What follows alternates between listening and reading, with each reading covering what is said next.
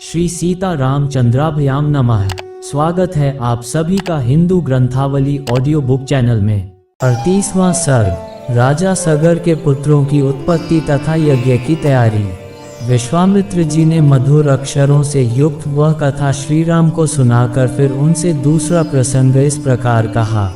वीर, पहले की बात है, अयोध्या में सगर नाम से प्रसिद्ध एक धर्मात्मा राजा राज्य करते थे। उन्हें कोई पुत्र नहीं था, अतः वे पुत्र प्राप्ति के लिए सदा उत्सुक रहा करते थे। श्री राम विदर्भ राजकुमारी केशिनी राजा सगर की ज्येष्ठ पत्नी थी। वह बड़ी धर्मात्मा और सत्यवादिनी थी। सगर की दूसरी पत्नी का नाम सुमति था। वह अरिष्टनेमि कश्यप की पुत्री तथा गरुड़ की बहन थी। महाराज सगर अपनी उन दोनों पत्नियों के साथ हिमालय पर्वत पर जाकर भृगु प्रस्रवण नामक शिखर पर तपस्या करने लगे। 100 वर्ष पूर्ण होने पर उनकी तपस्या द्वारा प्रसन्न हुए सत्यवादियों में श्रेष्ठ महर्षि भृगु ने राजा सगर को वर दिया, निष्पाप नरेश, तुम्हें बहुत से पुत्रों की प्राप्ति होगी। पुरुष प्रवर, तुम इस संसार में अनुपम कीर्ति प्राप्त करोगे। तात, तुम्हारी एक पत्नी तो एक ही पुत्र को जन्म देगी जो अपनी वंश परंपरा का विस्तार करने वाला होगा तथा दूसरी पत्नी 60,000 पुत्रों की जननी होगी। महात्मा भृगु जब इस प्रकार कह रहे थे, उस समय उन दोनों राजकुमारियों रानियों ने उन्हें प्रसन्न करके स्वयं भी अत्यंत आनंदित हो दोनों हाथ जोड़कर पूछा, ब्राह्मण, किस रानी के एक पुत्र होगा और कौन बहुत से पुत्रों की जननी होगी? हम दोनों यह सुनना चाहती हैं। आपकी वाणी सत्य हो। उन दोनों की यह बात सुनकर परम धर्मात्मा भृगु ने उत्तम वाणी पे कहा, देवियों, तुम लोग यहाँ अपनी इच्छा प्रकट करो।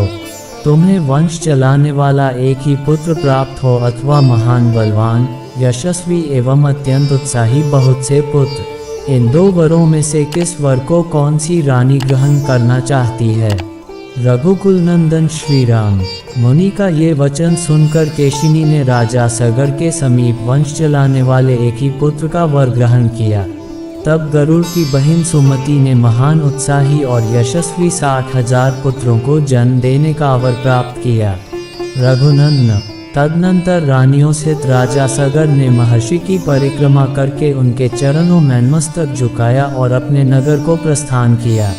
कुछ काल व्यतीत होने पर बड़ी रानी केशिनी ने सगर के औरस पुत्र असमंज को जन्म दिया। पुरुष सिंह। छोटी रानी सुमति ने तूरी के आकार का एक गर्भपिंड उत्पन्न किया। उसको फोड़ने से 60,000 बालक निकले। उन्हें घी से भरे हुए घरों में रखकर धाया उनका पालन पोषण करने लगी। धीरे धीरे जब बहुत दिन बीत गए, तब वे सभी बालक युवावस्था को प्राप्त हुए।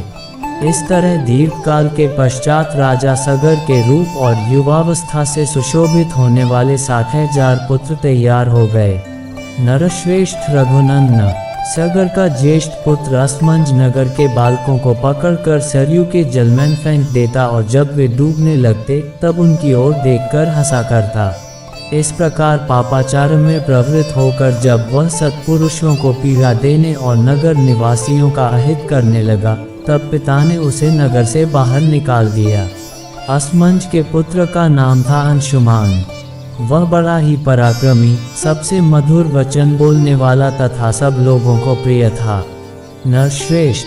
कुछ काल के अनंतर महाराज सगर के मन में यह निश्चित विचार हुआ कि मैं यज्ञ करूं। ये दृढ़ निश्चय करके वे वेद वेता नरेश अपने उपाध्यायों के साथ यज्ञ करने की तैयारी में लग गए। इस प्रकार श्री वाल्मीकि निर्मित आर्ष रामायण आदि काव्य के बालकांड में 38वां सर्ग पूरा हुआ। 38।